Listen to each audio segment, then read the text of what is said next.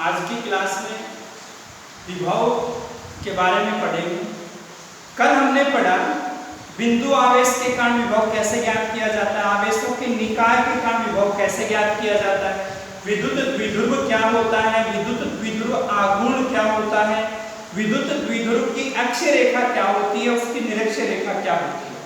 आज की क्लास में हम पढ़ेंगे कि विद्युत द्विध्रुव के कारण विभव का मान कैसे ज्ञात करें।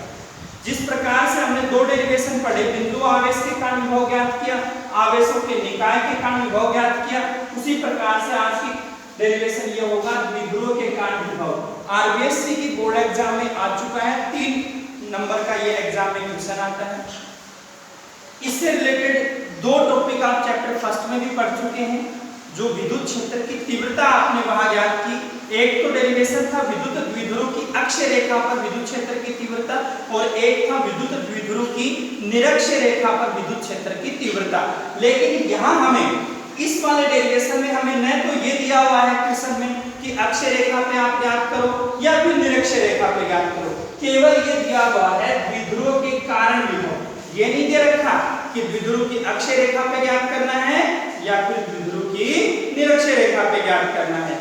तो हम कैसे करते हैं इसको समझते हैं। तो सबसे पहले हम विद्युत द्विध्रुव लेते हैं और उस विद्युत द्विध्रुव के कारण विभव ज्ञात करेंगे। तो जैसे हम जानते हैं कि विभव ज्ञात करने के लिए हमें किसी न किसी बिंदु P की कल्पना करनी होती है, क्योंकि किसी बिंदु पर ही विभव का मान ज्ञात किया जा सकता है। तो सबसे पहले हम एक द्विध्रुव AB की कल्पना करते हैं। जैसे माना ये एक विद्युत द्विध्रुव है, ये लीजिए, और विद्युत द्विध्रुव क्या होता है आपको बता रखा है, परिमाण में समान परंतु विपरीत प्रकृति के दो आवेश यदि एक दूसरे से अति अल्प दूरी पर स्थित हो तो आवेशों के इस युग्म को विद्युत द्विध्रुव कहते हैं। तो ये जैसे कोई विद्युत द्विध्रुव AB है, इसका नाम ले सकते हो। ये जैसे आपको बताया -q आवेश और ये +q आवेश। ये कल की क्लास में बता दिया गया था आपको कि माइनस आवेश पहले क्यों लिखते हैं, क्योंकि द्विध्रुव आघूर्ण, प्रत्येक द्विध्रुव का एक द्विध्रुव आघूर्ण होता है जो कि सदिश राशि होती है जिसकी दिशा माइनस से प्लस की ओर होती है। इस कारण से पहले माइनस का आवेश बाद में प्लस का आवेश लिया जाता है। तो इनके बीच की जो डिस्टेंस है आपको पता है 2a होती है, इस वजह से ये a और ये होती है a। अब ये तो बन गया विद्युत द्विध्रुव बन गया। अब इसके कारण आपको विभव ज्ञात करना है, लेकिन हम जानते हैं विभव ज्ञात करने के लिए हमें बिंदु P मानना होगा। अब बिंदु P कहाँ है, चैप्टर फर्स्ट में तो हमें दे रखा था अक्षीय रेखा, तो हम अक्षीय रेखा पे लेते थे। निरक्षीय रेखा पे पूछे तो हम बिंदु P निरक्षीय रेखा पे लेते थे। तो यहाँ हम कहाँ पे लेंगे भाई बिंदु P? इसके लिए हम एक ऐसा स्थान तय करेंगे जो दोनों के बीच में हो, ना तो अक्षीय के ऊपर हो और ना ही निरक्षीय के रूप में हो। तो इस कारण से हम मानते हैं एक ऐसी लाइन है जो इससे थीटा कोण बनाती है, अक्षीय रेखा से थीटा कोण। तो यहाँ बिंदु P की हमने कल्पना कर ली, ये बिंदु P। अब आप देखो क्योंकि अक्षीय रेखा तो ये वाली लाइन है, ये तो आगे बढ़ा देते अक्षीय रेखा होती, बिल्कुल जो 90 डिग्री का एंगल बनाती वो निरक्षीय रेखा होती, तो दोनों के बीच में हो गया। और ये वाली लाइन जो OP, ये है OP, ये OP जो है ये OP इसके साथ कितना एंगल बना रही है, थीटा कोण बना रही है। इस बिंदु P के ऊपर आपको विभव का मान ज्ञात करना है। हम पढ़ चुके हैं कि कहीं भी अगर कोई भी एक आवेश है, जैसे ये Q आवेश है, उससे r दूरी पे बिंदु P है, तो आप इस आवेश के कारण इस बिंदु P पर विभव का मान आपने ज्ञात किया जो कि kq/r आता है। इसका मतलब दूसरे शब्दों में अगर समझें तो इसका मतलब यही है कि अगर कोई भी एक आवेश है तो उस आवेश के कारण भी आप एक बिंदु पर विभव का मान ज्ञात कर सकते हैं आसानी से। तो यहाँ देखेंगे तो इस बिंदु P पर विभव के मान कितने आएंगे, क्योंकि यहाँ कितने आवेश है भाई, 2 आवेश है, एक तो माइनस का Q आवेश, एक प्लस का Q आवेश। तो इस प्रकार से यहाँ इस बिंदु P पर विभव के 2 मान आएंगे, क्योंकि एक आवेश के कारण भी तो एक मान आता है। तो एक विभव का मान तो आएगा -q आवेश के कारण, और दूसरे विभव का मान आएगा +q आवेश के कारण। दोनों आवेशों के कारण बिंदु P पर विभव के अलग अलग मान आएंगे। तो कुल विभव कितना होगा, अगर दोनों आवेशों के कारण जो अलग अलग विभव आए उनको अगर जोड़ दिया जाए तो वो कुल विभव अब हम यहाँ करते हैं, देखो तो विभव निकालने के लिए देखेंगे कि बिंदु P से इसकी डिस्टेंस कितनी है। तो माना बिंदु P से, जैसे पहले तो ये मान लेते हैं कि O से P तक ये स्मॉल r डिस्टेंस है और ये r1 है, और ये जो डिस्टेंस है ये हम लेते हैं r2 डिस्टेंस। तो हम लिखते भी है, इसके अंदर थ्योरी भी लिखनी होती है क्योंकि 3 नंबर का आता है, तो इसमें थ्योरी लिखेंगे चित्रानुसार विद्युत द्विध्रुव AB के केंद्र O से थीटा कोण पर स्मॉल r दूरी पर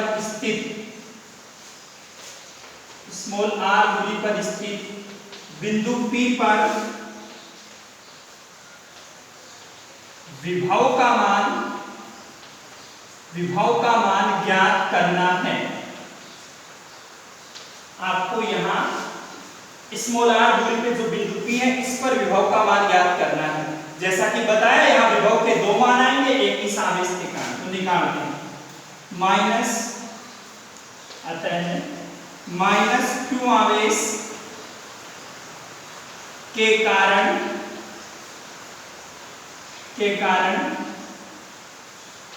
बिंदु P पर विभव, माइनस q आवेश के कारण बिंदु P पे विभव का मान आएगा, उसे हम v1 मान लेते हैं। केवल एक आवेश के कारण ही ज्ञात करेंगे, तो एक आवेश के कारण ज्ञात करेंगे तो हम इसको मान सकते हैं v1। तो फॉर्मूला ये लगेगा, एक आवेश के कारण वाला k एक कांस्टेंट है, q की जगह माइनस q है क्योंकि आवेश अदिश राशि है, बट ये डिस्टेंस कितनी है भाई r1, ये वाला फॉर्मूला भी यूज किया है। तो इसको आप ऐसे भी लिख सकते हैं v1 माइनस मान ले लो kq/r1, that is equation first. हम अब बिंदु P के ऊपर विभव का मान देखेंगे, एक और आएगा तो इस आवेश के कारण आएगा, इसको हम यहां निकालते हैं। इसी प्रकार प्लस q आवेश के कारण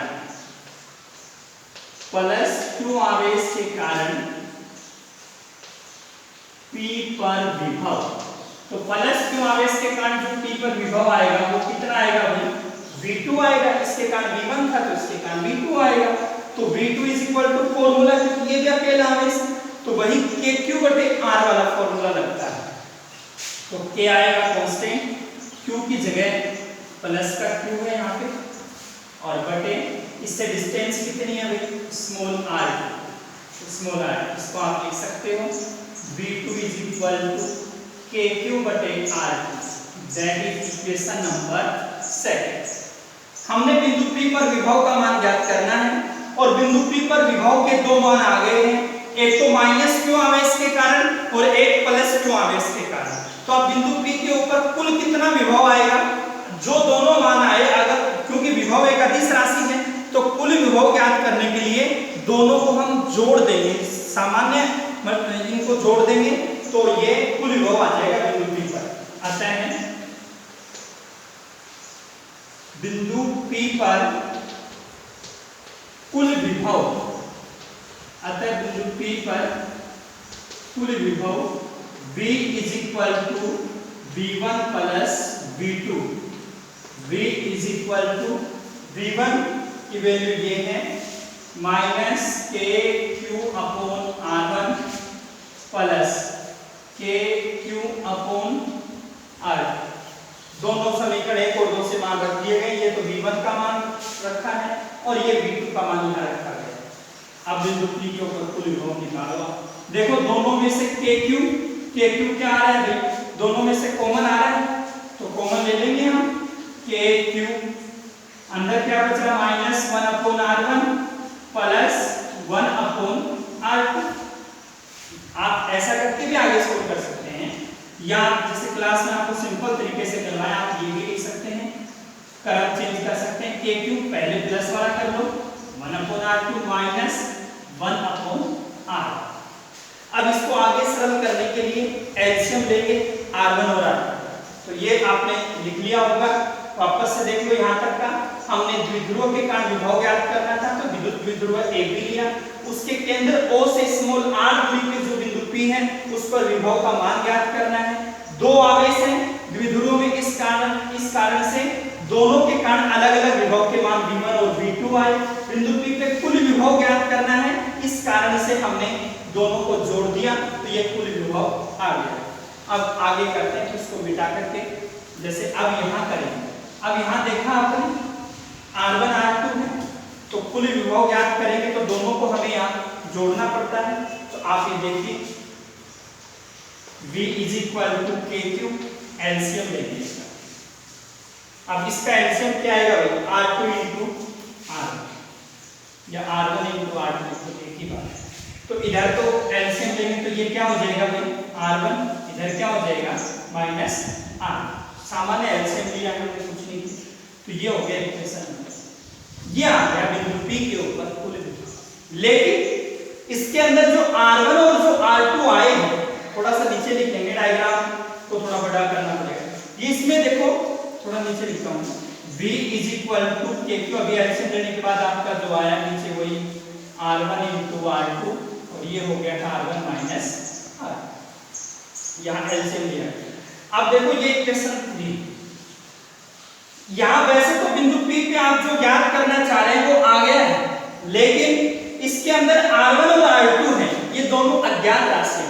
अब हमें पता थोड़ी था भाई, ये तो हमने कल्पना की कि इससे R1 दूरी पे बिंदु P है, इससे R2 दूरी पे बिंदु P है, तो ये हमें पता है। किसी भी कल्पना, अगर किसी भी क्वेश्चन के अंदर हम कल्पना करते हैं मैथमेटिक्स में, तो उसकी वैल्यू निकालना जरूरी है, तभी आंसर आएंगे।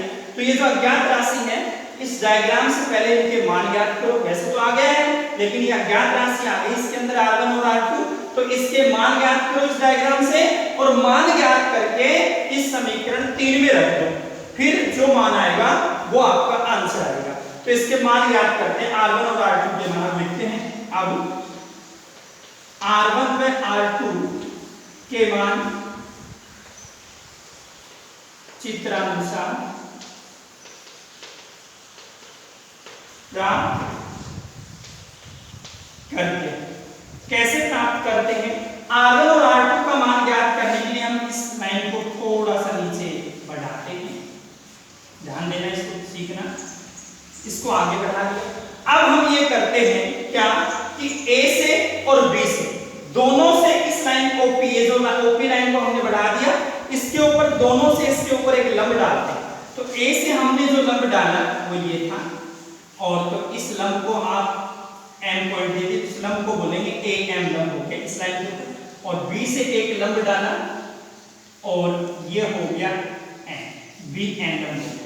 मतलब आपने इसके लिए दो लंब डाले, एक तो लंब डाला आपने AM, किसके ऊपर डाला भाई, OP के ऊपर, और एक आपने क्या डाला भाई BN, ये भी किसके ऊपर डाला आपने, OP के ऊपर डाला, दोनों लंब डाले।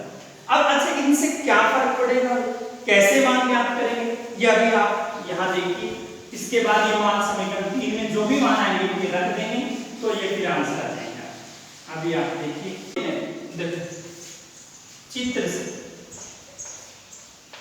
से अब सबसे पहले लंब डालने से क्या फर्क पड़ता है डायग्राम पे, ये समझेंगे।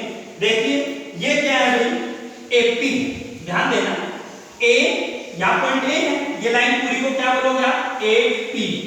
आपने A से लंब कहाँ डाल दिया, N। अब लंब डालने के बाद ये जो AP डिस्टेंस है ना, आपको किसके बराबर लगेगी, PN के बराबर।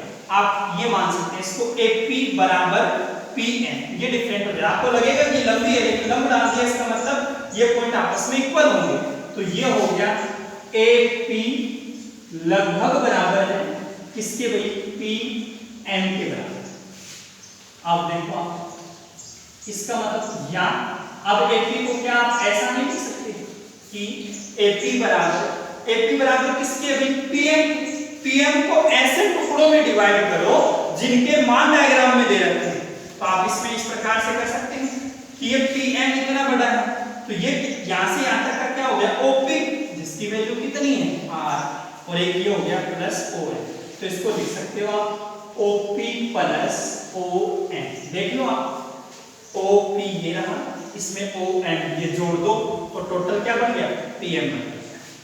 अब वैल्यू पुट कर दो, एपी की वैल्यू कितनी है, ए से पी तक की वैल्यू कितनी है भाई, R1, तो हमने रख दिया R1 बराबर ओ से लेकर के पी तक की वैल्यू कितनी है, ओ से पी तक की वैल्यू पहले ही लिखी R प्लस आपके पास वैल्यू किसकी नहीं है भाई, OM की वैल्यू नहीं है, तो OM की वैल्यू फाइंड करने के लिए एक ट्रायंगल दिया हुआ है ना, देखो आप ये ट्रायंगल बन गया यहाँ पे, इस ट्रायंगल की हेल्प से आप OM की वैल्यू फाइंड करो।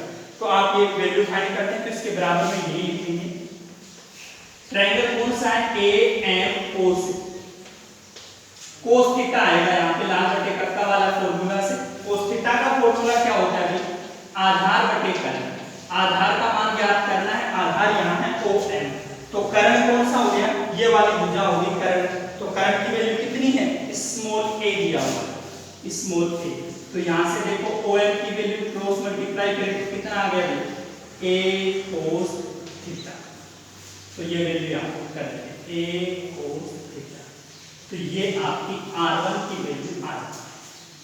इसी प्रकार से आपने B से जो लंब n पे Bn जो लंब डाला OP के ऊपर, इससे R2 का मान ज्ञात कर सकते हैं, लिखेंगे नीचे इसी प्रकार, इसी प्रकार।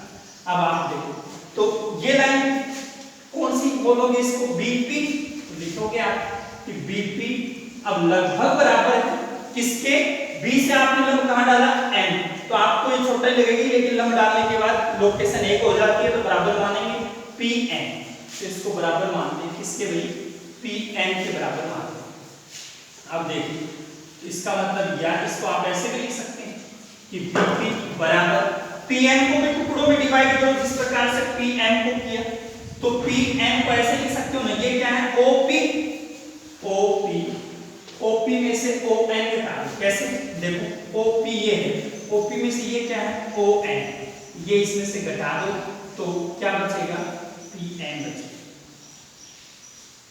अब BP की वैल्यू कितनी है R, OP की वैल्यू आपने पहले से देखा R, मान इसका ON का मान ज्ञात करना ON, तो ON का मान ज्ञात करने के लिए एक और ये ट्रायंगल बन गया, तो ये लंब हो गया, ये कर्ण हो गया, ये आधार, तो इसमें भी आधार का मान ज्ञात करते हैं, और आधार का मान ज्ञात करते हैं तो हमेशा cos थीटा लेते हैं लाल बटे कक्का वाले फॉर्मूले से, तो यहाँ इसके ब्रैकेट में लिखेंगे त्रिभुज कौन सा हो गया भाई, ये इसका नाम हो गया BNO से, और इसमें भी cos थीटा लेंगे, cos थीटा ON हो गया, आधार A है, तो यहाँ से ON का मान आ गया A cos थीटा, ये मान यहाँ रखते हैं A cos थीटा, ये आ।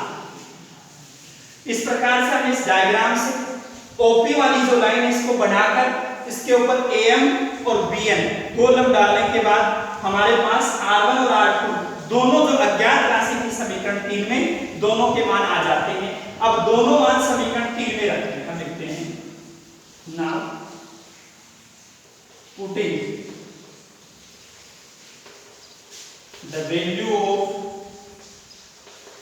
R1 and R2 in equation third, equation third में R1 और R2 की वैल्यू पुट करते हैं, तो अब जो मान आएगा वो कुल विभव आता है, तो कितना आता है ये देखिए आप, तो मैं समीकरण 3 में रखने के लिए ये मिटा देते हैं, ये आपने देख लिया।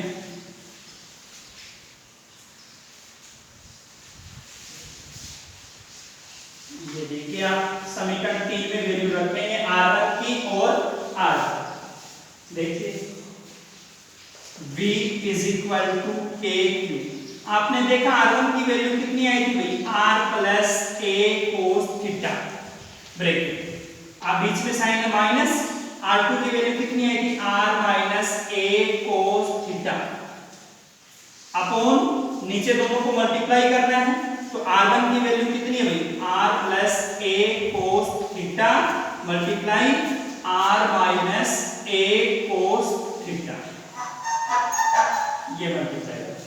अब इसको आगे करते हैं, V is equal to KQ बाहर है, बाहर रहने दो, और ये बीच में देखो ऊपर ब्रैकेट को हटाएंगे, ब्रैकेट को हटाते हैं तो r प्लस a cos थीटा, r plus a cos theta minus minus r। अब ये माइनस अंदर जाएगा तो माइनस माइनस क्या हो गया भाई, प्लस, तो a cos थीटा। नीचे एक फॉर्मूला लग जाएगा r प्लस a cos थीटा, r minus a cos theta. इसको a मान ले, इसको b मान ले, इसको a मान ले, इसको b मान ले, तो क्या ये फॉर्मूला नहीं लगता, a plus b a minus, क्या सूत्र हो गया भाई, a square minus b square.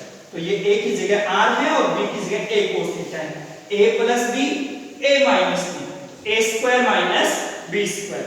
तो ये फॉर्मूला लग गया, तो ये बन गया r square minus a square cos square theta, plus का r माइनस के r से हो गया कैंसिल। तो क्या बचा भाई, देखो v is equal to k Q plus का a cos थीटा प्लस का a cos थीटा। तो टोटल दोनों को ऐड करें तो क्या हो गया भाई, 2a cos थीटा। नीचे बच रहा है आपका r minus a square cos square theta. अब देखो, बट आपको पता है द्विध्रुव आघूर्ण, प्रत्येक द्विध्रुव का एक द्विध्रुव आघूर्ण होता है जिसका फॉर्मूला क्या होता है, q इंटू 2a। तो देखो ऊपर q भी है और 2a भी है, तो उसकी जगह क्या लिखा जा सकता है, p लिखा जा सकता है। तो v is equal to k और q इंटू 2a की जगह आ गया p cos थीटा बटे r square minus a square cos square theta, ये माना गया। अब इसको लिख सकते हैं, माना यदि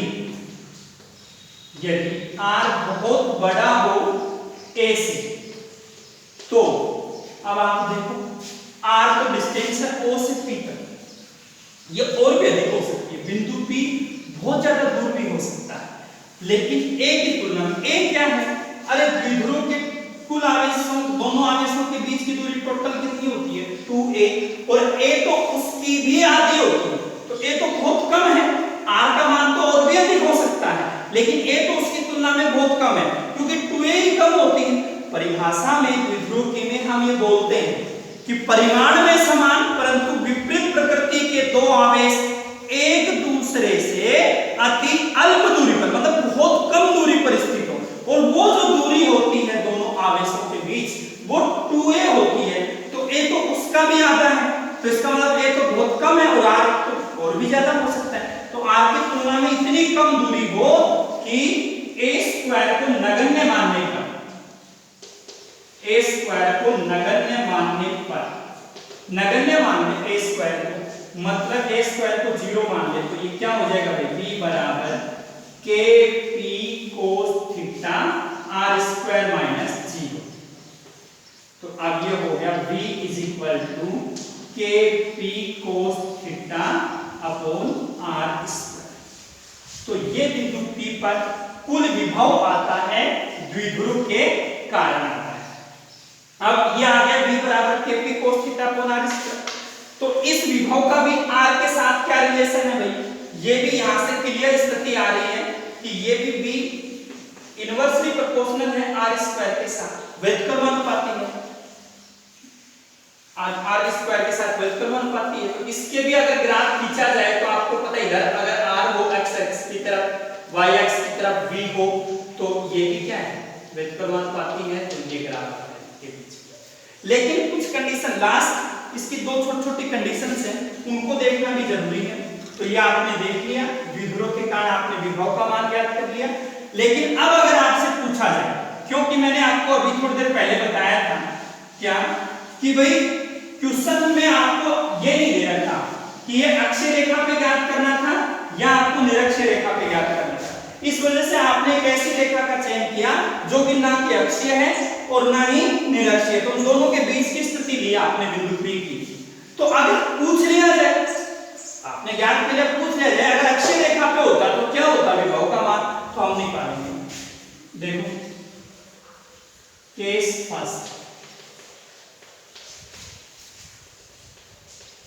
द्विध्रुव की अक्षीय रेखा,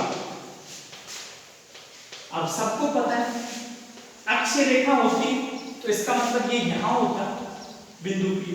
अब बिंदु P यहां होता, यहां देखो पहले थीटा जो है बिंदु P यहां होता अक्षीय रेखा पे, तो अक्षीय रेखा पे बिंदु P यहां होता तो थीटा का मान कितना होता है, इस पे होता, बीसी लाइन पे होता तो 0 डिग्री होता, क्योंकि थीटा का मान कितना डिग्री होता, 0 डिग्री।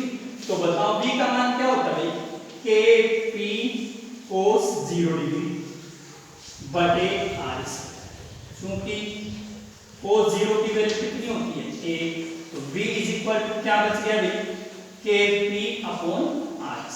तो ये मान अक्षीय रेखा V अक्ष, और केस सेकंड ये लास्ट है, इफ